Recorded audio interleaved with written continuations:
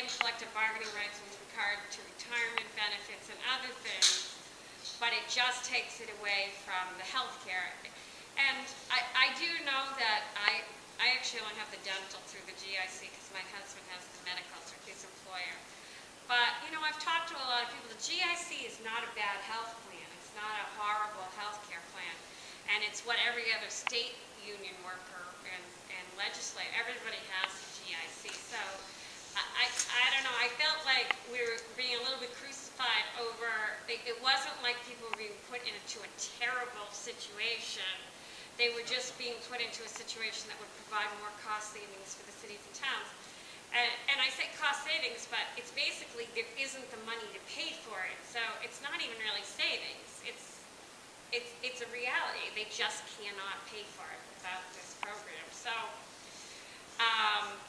they were angry, very angry. And it's funny because the next day there's like back entrances to get you into the chamber without going out in the hallway. And the guys are like, don't go out there, just sneak back here. So the whole next day I didn't see anybody, and my husband texted me, he's like, oh God, they want blood out there. And I didn't realize they were like rioting out on the steps, never went outside. But it was, the next day when we got out of it, there were Mass Teachers Union people were in every nook and cranny of the entire building at like 10:30, 11 o'clock at night when we got out, and you couldn't get in the elevator. They were all doing things like going up to the attic, coming across, and then down to the basement, and they were doing everything they could to avoid encounters. But I felt like saying, hey, go hit the Senate, we're done. You know, like, you can't change us, get the senators now. So, but it's just, what happens to it? It has some teeth now, but once it goes to the Senate. well, that's why, I mean, I would encourage, in any of these things, if you really feel strongly about it, you really want to get a hold of your senator, because it's in their hands right now.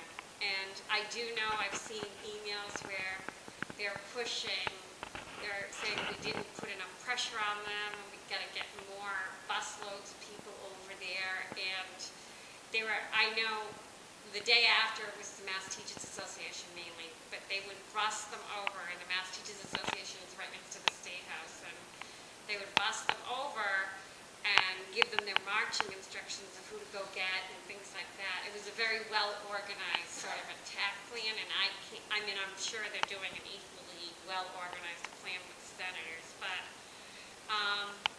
the other thing about it, too, is interesting.